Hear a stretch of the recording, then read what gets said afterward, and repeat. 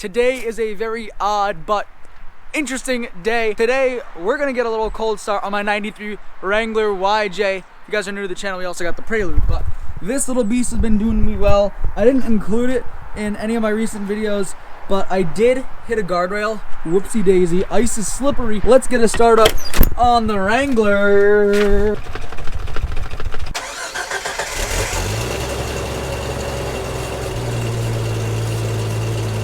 Like I said, guys, that is my 93 Wrangler YJ 4-liter straight 6 5-speed manual.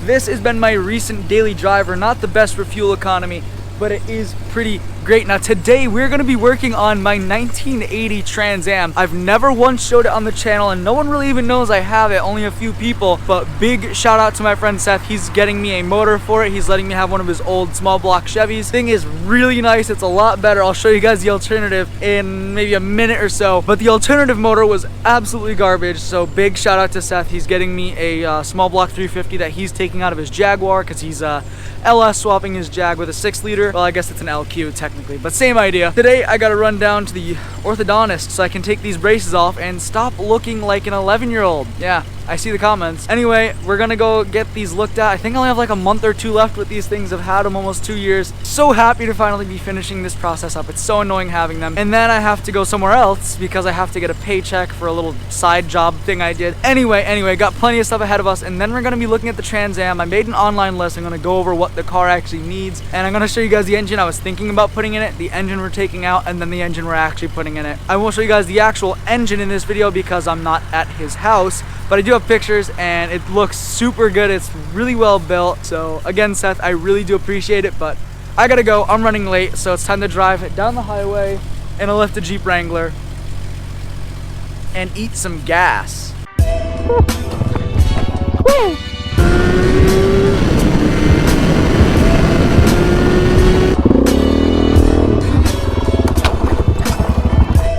Damn it.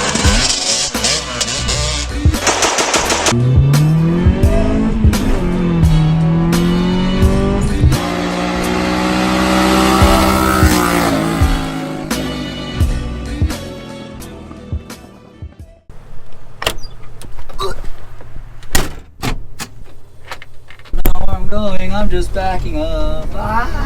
Guys, one thing that I have noticed is a lot of this snow is beginning to melt and go away finally. Something I've been hating for forever, and I can't stand the snow. It's actually finally going away. Most of it's melting. It's been really warm the past couple days, and it's even really warm today. So I am very, very excited for that. That means you can ride the KTM soon, get it ready for race season. Few more parts to buy for that, few more parts to buy for the Jeep before then. I gotta do a valve cover in the Jeep. I'll show you guys how to do that. I'll do a nice little tutorial, but I'm just super excited. The snow's finally melting, and I don't know if I'm the only one who hates winter this much, but I hate winter. So I don't know if it's just me, but anytime I go to the orthodontist and they're pulling the braces off, like actually removing them from my teeth, that is one of the scariest and most painful things ever. Again, I don't know if you guys have ever been to the orthodontist. It's a terrible time, but maybe I'm just a little baby, but getting the braces pulled off the teeth, they just pry it. They don't like dissolve the glue or anything. They literally just pry the tooth, clean, apply the brace, clean off the tooth. Not my style. So I just had lunch, I went shopping, and I had to deal with some stuff from a job I did. Like I said, had to get a check situated, so hopefully that's all set. And for the first time, I actually drove the Jeep with no doors. It's about 44 degrees out, maybe a bit less. It was a mistake, but it was also really cool and it was really fun. But now we're finally gonna go work on the Trans Am. Let me show you guys the motor that I was thinking about putting in, and then I'm gonna show you guys the motor that I am putting in. So as you guys can tell, this may look like a lot of snow, but it's not. It's only about that deep. The snow is finally melting. Everything's turning all muddy and gross. It looks like there's still a lot, but I promise you most of it is going away. So very excited for that. Let me show you guys what we're working with. Trees everywhere. Move that tree out of the way. So this has a Chevy 350 small block in it. It's a crate motor and a good wrench trans. Not sure what kind of trans it is, but I might actually end up using it if it's a nice trans. And like I said, this is the motor. This is what I was originally going to use for the Trans Am. Like, not exactly the prettiest motor. This is the motor I was originally going to use just because it's free, but picture on the screen now of the motor that Seth is gonna let me buy off him. Seth, I really do appreciate it because comparatively this motor is absolute garbage. I don't even think it would have run. There's no oil in it. I realized that too, so that's not good. So yeah, that motor is, I feel like clapped doesn't even begin to describe it. So yeah, I feel like clapped doesn't even begin to describe it. Now, on our property, we have 3.5 Trans Ams. This is one of the halves. This is a Pontiac, not a Pontiac, but this is a 400 big block, kind of a big block. I think it's a big block. It's a 400 cubic inch engine. That Trans Am has the 4.9301. The one that my Trans Am also has the 400, same as this, except it's just totally junk. And I was gonna rebuild this motor because it actually looks pretty solid, but couldn't manage to get the heads off. I pulled all the head studs and the heads just aren't coming off. But I'm actually looking at this subframe and these control arms all look really good. Obviously it needs control arm bushings, but this might be the subframe I run. And considering it's already out of the car, I might actually even have a radiator hose right here if it's not too bad. Oh man, this actually looks like a good radiator hose. That's sick.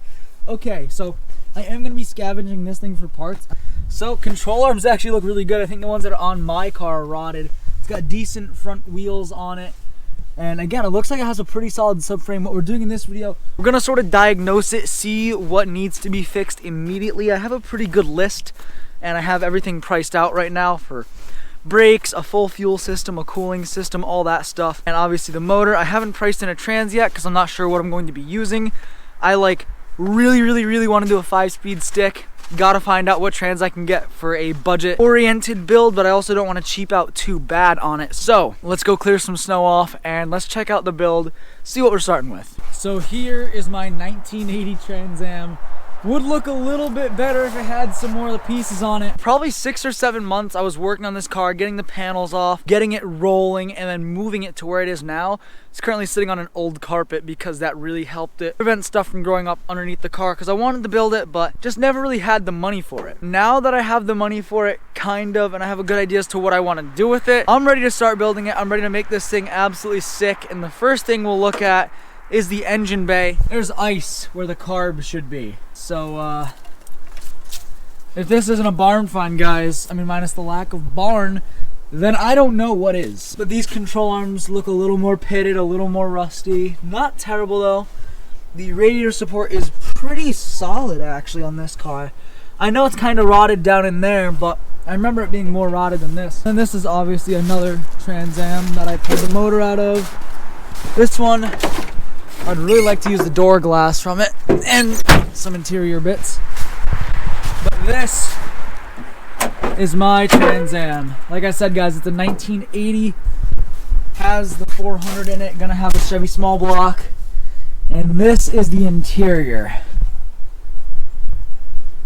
You'll notice there are vice grips. That's what I used to steer this car when I moved it over here, moved it across the property. I had to use vice grips and then we pulled it with my dad's truck. Really sketchy, but worked pretty good. Now, one thing I'm noticing, the interior is really solid. It does need floor pans down there. The floor pans on the passenger side, I mean, obviously you can see the rockers are gone.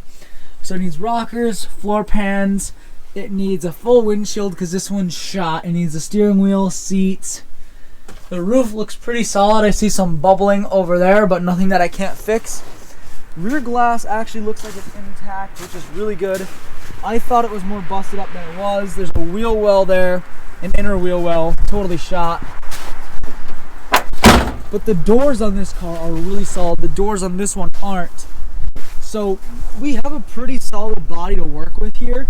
I think we can make something pretty cool, so let's clear the snow off and see what we're working with. So I just thought of a really cool title for this series. What do you guys think of the rise of the Screaming Eagle? I mean, it kind of fits. The Trans Am is known as the Screaming Eagle, the Screaming Chicken, the Fire Chicken, sitting right there on the hood. So I'm thinking that might be the name of this series. Kind of cool. A little bit ghetto, but everything I do is a little bit ghetto. Anyway, I got the car pretty clean, got a lot of the snow off. Now, I'm pretty sure it's on Jeep wheels on the rear. I like those wheels, so yeah. One thing, obviously I need the windshield like I said earlier. I'm gonna pull off all the panels, like the hood that's just leaning against it. I'm gonna pull this fender off and the fender on the other side. I shouldn't need any work to pull it off, it should just fall off. So let's move all these panels and clear some space.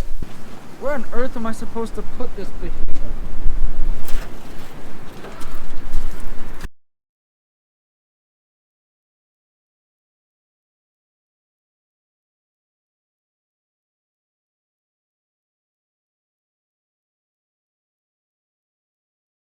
Okay, both fenders removed and the hood is moved. I'm gonna go grab some clippers because it's winter right now. And when it's winter, obviously less brush grows. When spring hits, this thing is gonna be covered in brush. Hopefully when spring hits, it's sitting in the driveway. But if you couldn't tell, something is stopping it from rolling. Gonna cut all these prickers because I keep cutting myself on them.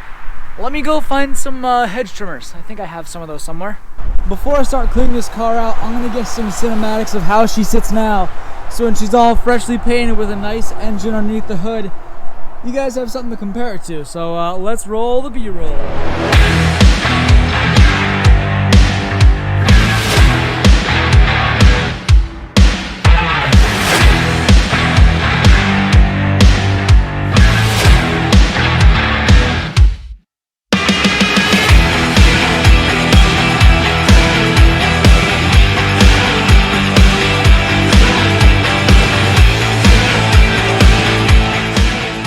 So that's where the Trans Am is at now. Not the prettiest car I own, but I'm gonna go ahead, I'm gonna start cutting all of these nice little sharp pokey jabbies because there's not many here, but when it looks like that, we're gonna have a problem. So yeah.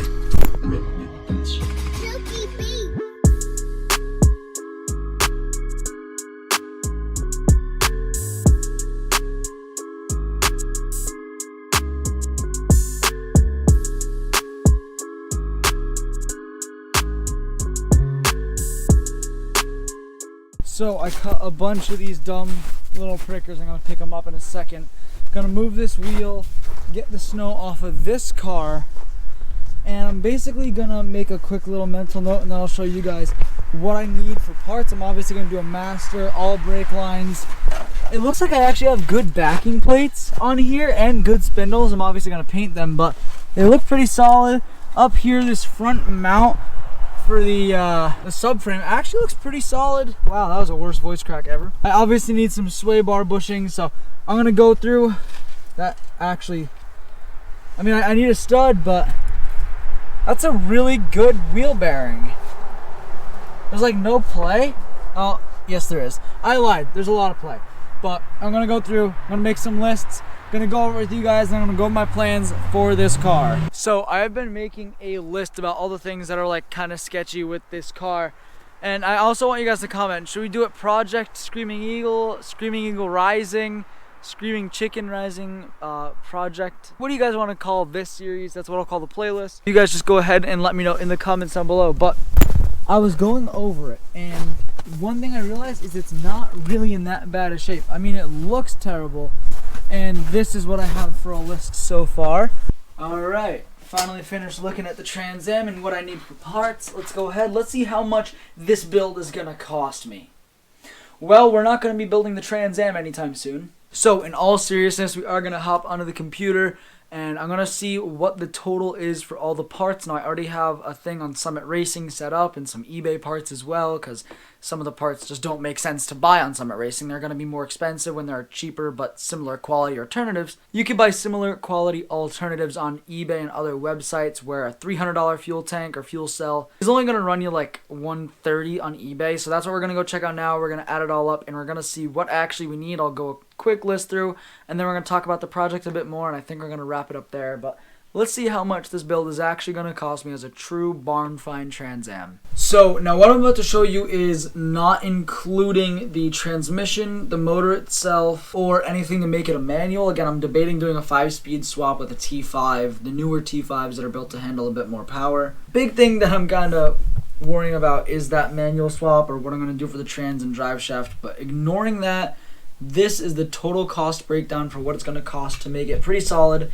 Of course, we start off with the brake system. We have rear drums, we have a master cylinder, rear shoes, we have floor pans, we have windshield and rear window gaskets, because my rear window needs a new gasket.